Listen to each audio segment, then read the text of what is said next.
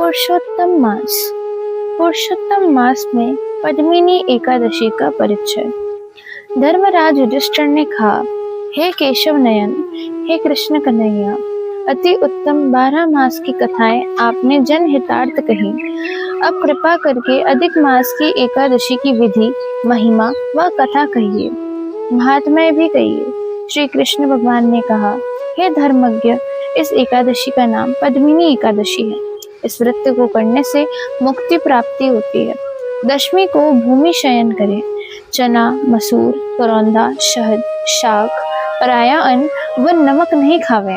सुबह विधि विधान से विष्णु भगवान शिव पार्वती व राधा कृष्ण की पूजा करें व कथा सुनें। और नोटिफिकेशंस के लिए आप हमारी वेबसाइट नोटिफिकेशन। त्रेता युग में महिष्मति नाम के नगर में हेंग वंश का एक राजा राज्य करता था।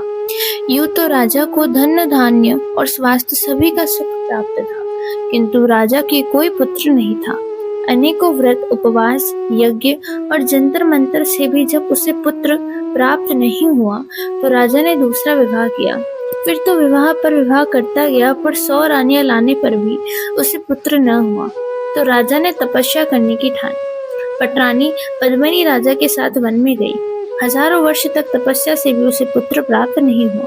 तब रानी पद्मिनी को माँ साध्वी, माँ सती, अनुसुईया जी मिली।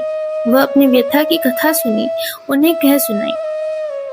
तब दयालु अनुसुईया जी ने रानी पद्मिनी को पुरुषोत्तम मास की शुक्ल पक्ष की एकादशी का विधि विधान बताकर व्रत जागरण व ब्राह्मण भोजन कराने को कहा।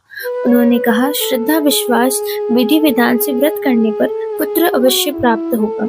महासती के कहने पर उन्होंने रानी ने व्रत किया। तब स्वयं श्री विष्णु भगवान ने उन्हें दर्शन देकर वर मांगने को कहा।